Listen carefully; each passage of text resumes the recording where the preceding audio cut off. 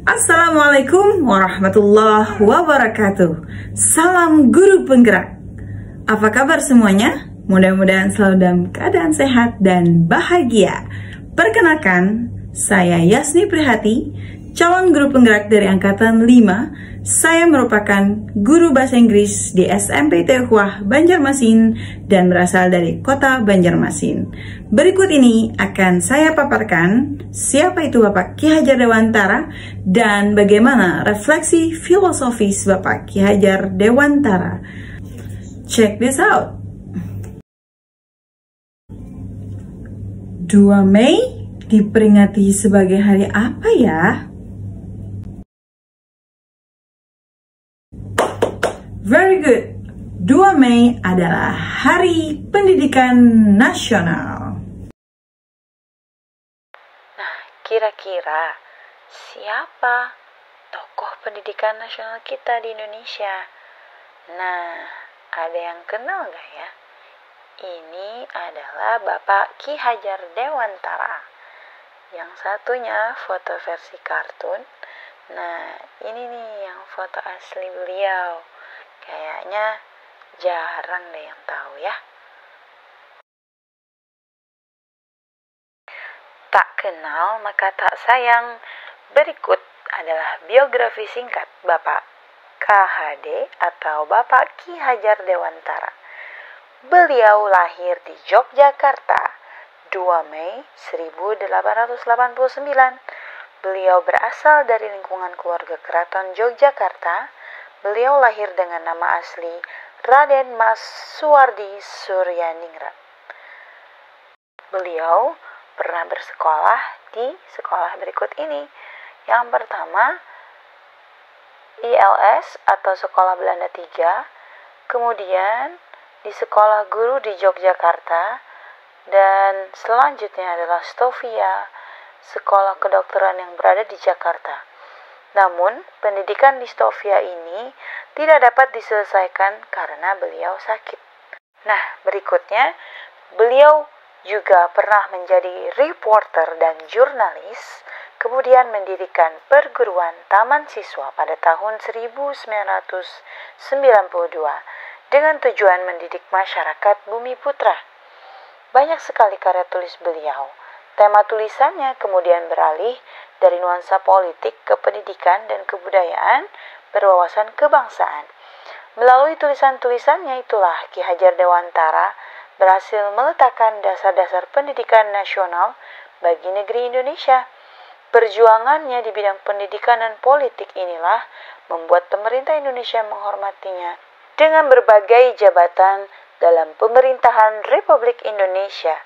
Di antaranya adalah mengangkat Ki Hajar Dewantara sebagai Menteri Pendidikan dan Kebudayaan di tahun 1930 dan beliau mendapat gelar doktor honoris causa dari Universitas Gadjah Mada serta diangkat sebagai pahlawan nasional pada tahun 1939 dan akhirnya pada tanggal 26 April 1939 beliau dimakamkan di pemakaman keluarga Taman Siswa Wijaya Brata, Yogyakarta.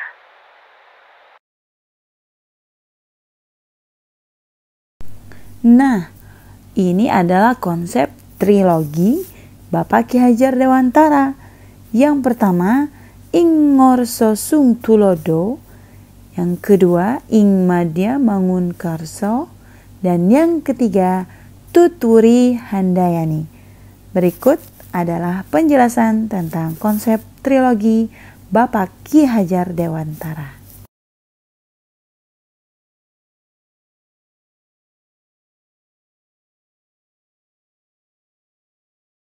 Ing Ngorso Sung Tulodo, bahwa pendidik yang berada di depan hendaknya menjadi contoh.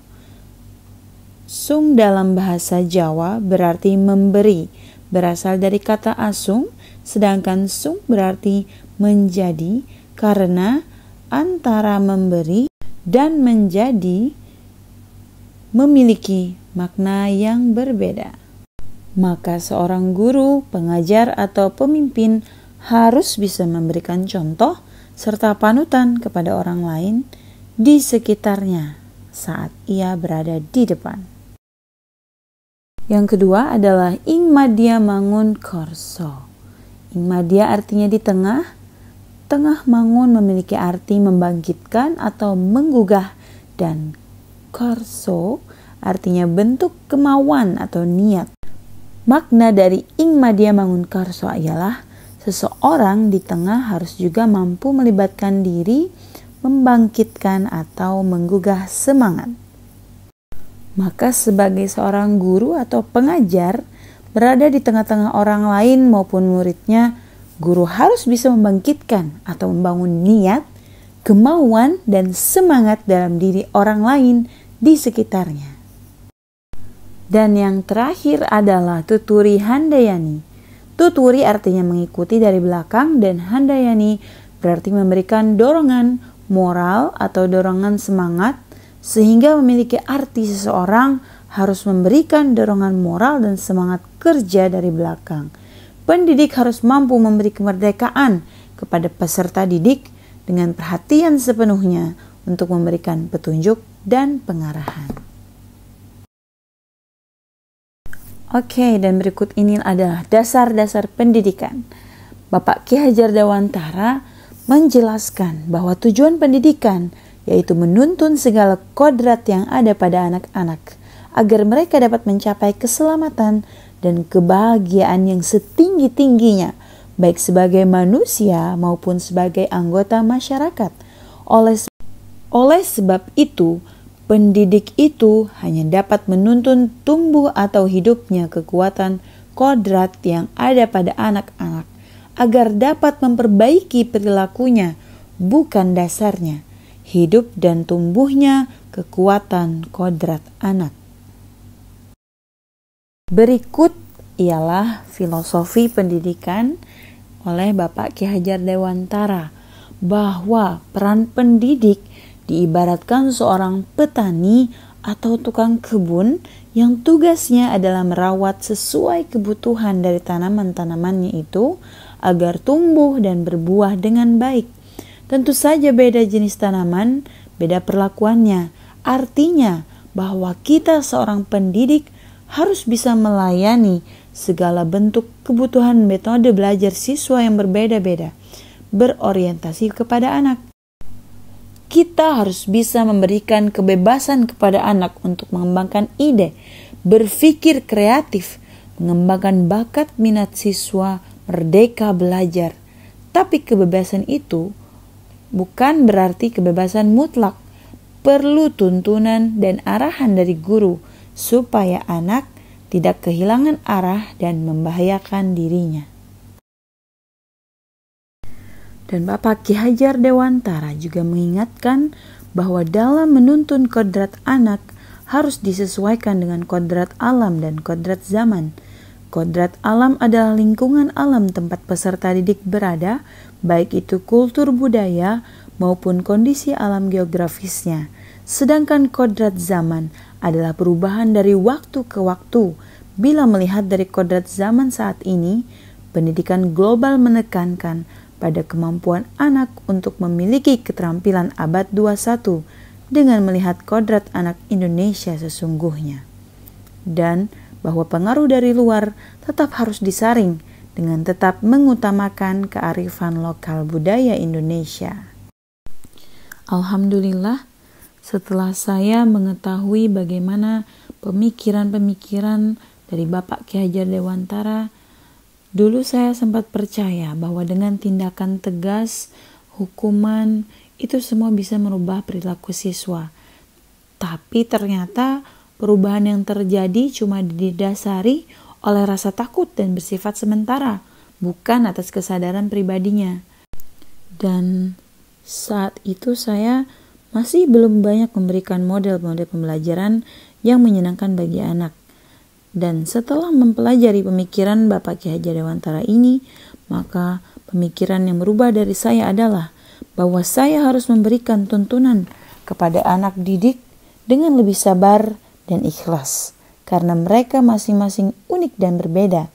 Tidak perlu memberikan hukuman yang sifatnya tidak mendidik, memberikan teladan agar mereka bisa melihat dan menirunya, dan memberikan pembelajaran yang menyenangkan bagi mereka dengan mencoba berbagai macam model pembelajaran yang menyenangkan yang segera bisa saya terapkan dari pemikiran-pemikiran Bapak Ki Hajar Dewantara adalah tidak memberikan hukuman kepada siswa, lebih sabar lagi dalam membimbing siswa, mengenali lebih dalam lagi karakter dan latar belakang siswa, baik itu keluarga maupun lingkungan, dengan menjalin komunikasi dengan orang tuanya.